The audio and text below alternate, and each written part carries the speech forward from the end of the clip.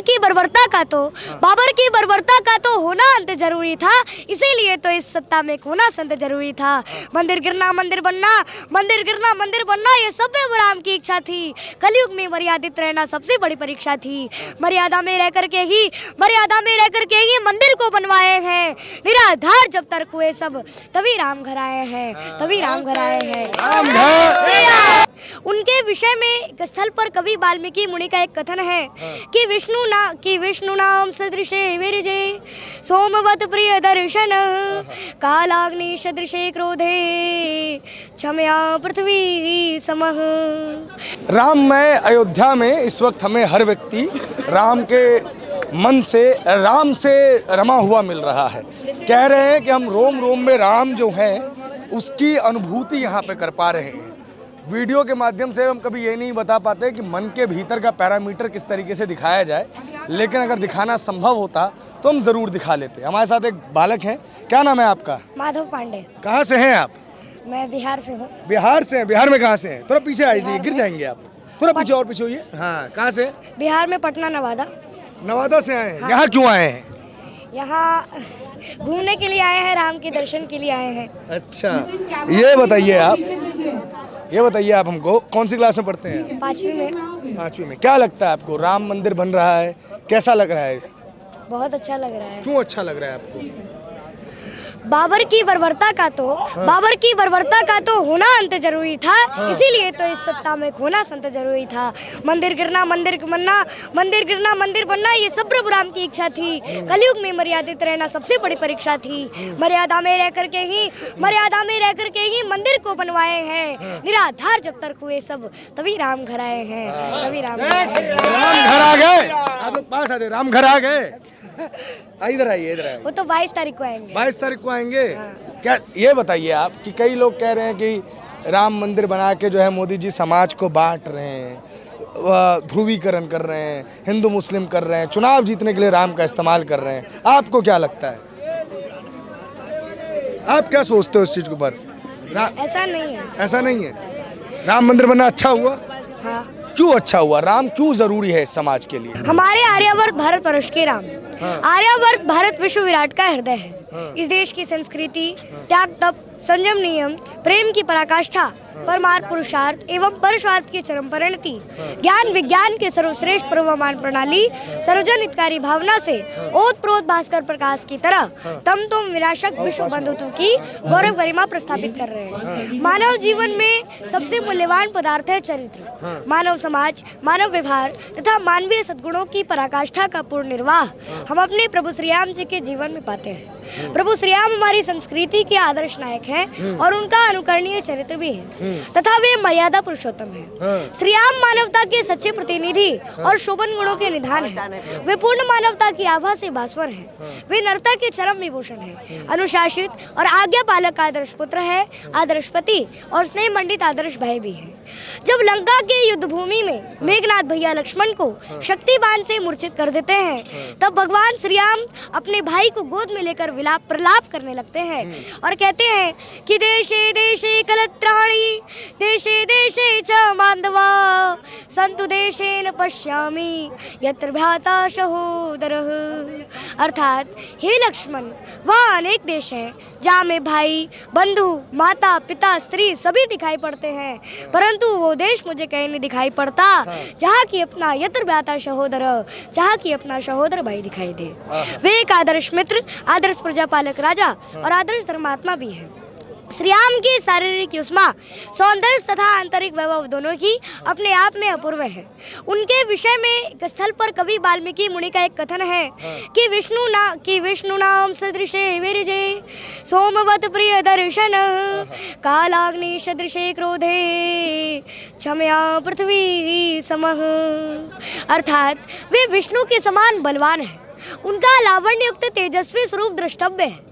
उनका दर्शन चंद्रमा के समान शीतल और प्रिय है। वे क्रोध में कालाग्नि के समान है और वे पृथ्वी के समान क्षमाशील और क्षमावान भी है। महाकवि जयदेव ने अपने प्रसन्न राघव नाटक में श्री राम के प्रति यह प्रश्न उठाया है कि कथम पुनरपि कविया सर्वे रामचंद्र मेव वर्णयन्ति, अर्थात सभी कवि श्री रामचंद्र जी का ही वर्णन क्यों करते हैं। और इसका उत्तर वे स्वयं देते हैं कि नायम कविनो दोष है, इसमें कवियों का दोष नहीं है, तो फिर किसका दोष है भाई। इसका स्पष्टीकरण वे इस श्लोक के द्वारा करते हैं। सुसुप्ति नाम पात्रम रघुकुल तिलक में कम कल्पताम कवि नाम को दोष सतु गुणगणा गुणा, अर्थात दोष उन कवियों का नहीं है बल्कि दोष उनके गुण समूह का है जो कि बरबस करके अपनी ओर आकृष्ट करके वर्णन करने हेतु बाध्य कर देते हैं।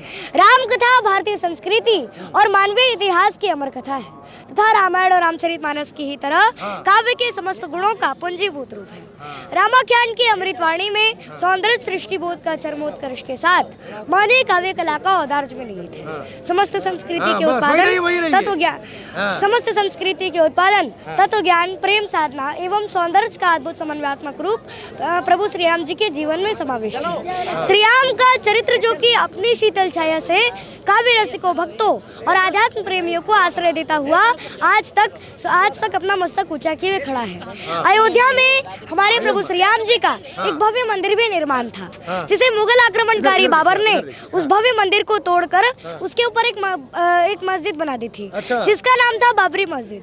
राष्ट्रीय स्वयंसेवक संघ और भारतीय जनता पार्टी की अगुवाई में इस संस्थान को मुक्त करने एवं वहां एक नया मंदिर निर्मित करने के लिए एक लंबा आंदोलन चला। 6 दिसंबर 1992 ईस्वी को यह विवादित ढांचा गिरा दिया गया। उस ढांचे को गिराने में हमारे अनगिनत हिंदू भाई शहीद हो गए थे और आज जब हमारे प्रभु श्री राम जी का भव्य मंदिर का निर्माण होने जा रहा है तब उन शहीदों की आत्मा को अवश्य ही शांति मिली होगी। एक श्रद्धांजलि उन शहीदों के नाम। सरजू में बहते लहू ने पुकारा, चलो राम भक्तों चलो फिर दोबारा।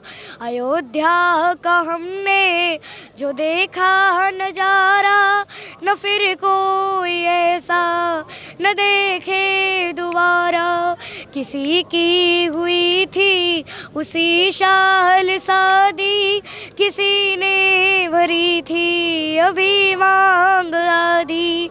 न छूटी न मेहंदी न कंगन उतारा, चलो राम भक्तों चलो फिर दोबारा। बाबर की बर्बरता का तो होना अंत जरूरी था, इसीलिए तो इस सत्ता में खोना संत जरूरी था। मंदिर गिरना मंदिर बनना, मंदिर गिरना मंदिर बनना, ये सब राम की इच्छा थी। कलयुग में मर्यादित रहना सबसे बड़ी परीक्षा थी। मर्यादा में रह करके ही मंदिर को बनवाए हैं। निराधार जब तक हुए सब तभी राम घर आए हैं। एक बात बताइए, आप राम जी के चरित्र का वर्णन कर रहे हैं। हम रामायण में एक प्रसंग भी देखते हैं जब रावण जो है वो राम बनने की कोशिश करते हैं। आज हम देखते हैं भारतीय राजनीति में भी कई ऐसे लोग हैं जो आज भी राम के प्रमाण मांग रहे हैं, कह रहे ताकत की जोर पर जो है वो मंदिर बना लिया गया है। आप राम के चरित्र को कैसे देखते हैं? हमारे प्रभु श्री राम जी का चरित्र तो इतना पवित्र और निर्मल चरित्र है कि जब विश्वामित्र जी ने कहा कि हे राम, तुम अपने चरण रथ से इस शीला नारी अहिल्या का उद्धार करो, तो भगवान श्री राम जी ने कहा कि हे गुरुदेव, आप तो हमसे बड़े और गुरु तो महान होता है, इसलिए आप ही चरण छुआ दो। तो विश्वामित्र जी ने कहा कि चरण कमल रज चाहती कृपा करहु रघुवीर। अर्थात हे राम, बात यहाँ बड़े छोटे की नहीं है, मैं तुम्हारा गुरु, ये बड़ी महिमा है, पर ये अपने अपने डिपार्टमेंट की बात होती है राम। कई चेले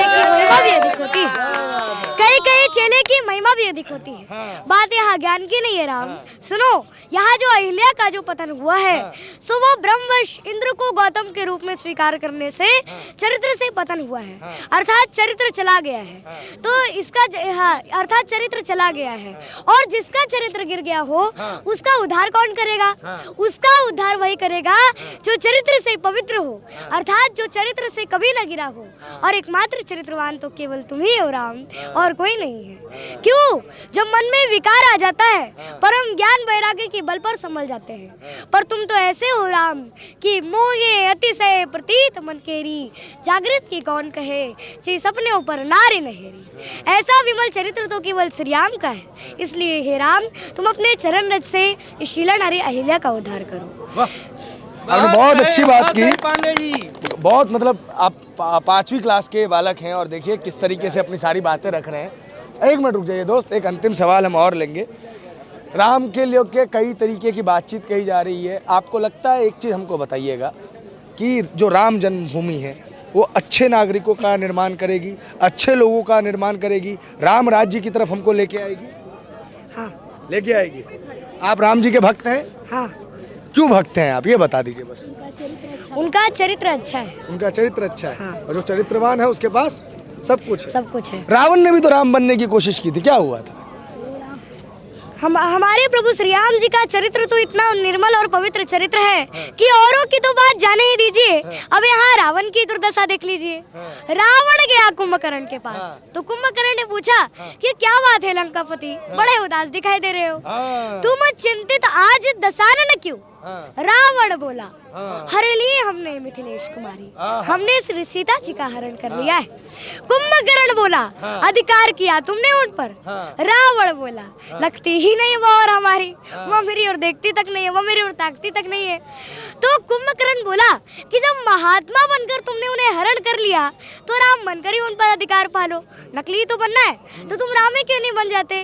तो रावण बोला कि बड़ी कठिनाई है, इसमें है हमको भय भैरव भारी, और जब राघव रूप लगावन ने तब मातु समान लगी सब नारी। अर्थात जब मैं श्री राम जी का चिंतन करने लगा तब मेरे मन से वासना ही चली गई। ऐसा पवित्र चरित्र है हमारे प्रभु श्री राम का। जय जय श्री राम। जय सिया राम, सियापति रामचंद्र की जय। बहुत अच्छा पांडे जी, आपने आपसे मिलकर बहुत अच्छा लगा। और ये ना कहिए आप हमसे गले लगिए, आप बहुत बेहतरीन काम करते हैं, बहुत बेहतरीन बोले आप। भगवान से हमारी ये इच्छा है कि आप बड़े होकर जो हैं जो बनना चाहते हैं वो आप बने। और देखिए किसमें बहुत अच्छा किए हुए हैं, भविष्य का नरेंद्र मोदी है ये, ठीक है। हम उम्मीद करते हैं कि आपका जो मतलब कि आगे का जीवन हो बहुत अच्छा बीते, बहुत अच्छा बीते। तो देखिए ये वीडियो क्यों आवश्यक थी? ये वीडियो इसलिए आवश्यक थी कि राम को लेकर आज भी प्रश्न उठाने वाले लोगों की कमी नहीं है। सवाल ये है कि एक 5वीं क्लास के बच्चों को राम का महत्व पता है और एक 56 साल का व्यक्ति भी राम का महत्व नहीं जान पा रहा है। इसलिए इस वीडियो को यहीं पे समाप्त करते हैं। इस वीडियो पर आपकी जो भी प्रतिक्रिया हो हमें ज़रूर बताएं। धन्यवाद।